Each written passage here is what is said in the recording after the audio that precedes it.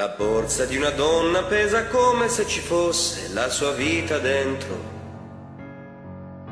Tra un libro che non vuole mai finire ed altri trucchi per fermare il tempo. C'è la sua foto di un anno fa che ha messo via perché non si piaceva. Ma a riguardarla adesso si accorge che era bella ma non lo capiva. La borsa di una donna riconosce le sue mani e solo lei può entrare. Nascosto in una tasca c'è quel viaggio che è una vita che vorrebbe fare. Milioni di scontrini, l'inutile anestetico del suo dolore e stupidi sensi di colpa per quel desiderio di piacere. E se ci trovasse quei giorni di carezze fra i capelli, lei per 2 minuti soli pagherebbe 1000 anni spesi per ritrovare le cose che qualcuno è riuscito a smarrire, la voglia di sorridere, di perdonare, la debolezza di essere ancora come la vogliono gli altri. La borsa di una donna non si intona quasi mai con quel che sta vivendo. Nasconde il suo telefono gelosa di qualcuno che la sta chiamando.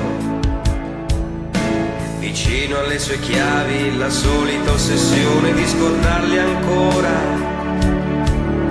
E in quel disordine apparente la paura di restare sola. La borsa di una donna che può rivelare i suoi segreti in un momento. E forse nella tua distrattamente la mia vita c'è rimasta dentro. Io che pensavo che ci fosse rimasto un po' di spazio per un altro amore. Invece nella borsa di una donna non c'è posto per dimenticare, dimenticare. Vai dove ti porta il cuore, sì, un ritaglio dentro la patente. Ci sei stata 1000 volte ma non c'è mai trovato niente, niente che ti aiuti a capire il senso di una sera che non sa meravigliare, il senso del tuo ricordare e progettare, scordandoti di vivere adesso, adesso che si alza un vento che spazza le nuvole e che si porta via gli inverni, la polvere, i dubbi e i miracoli,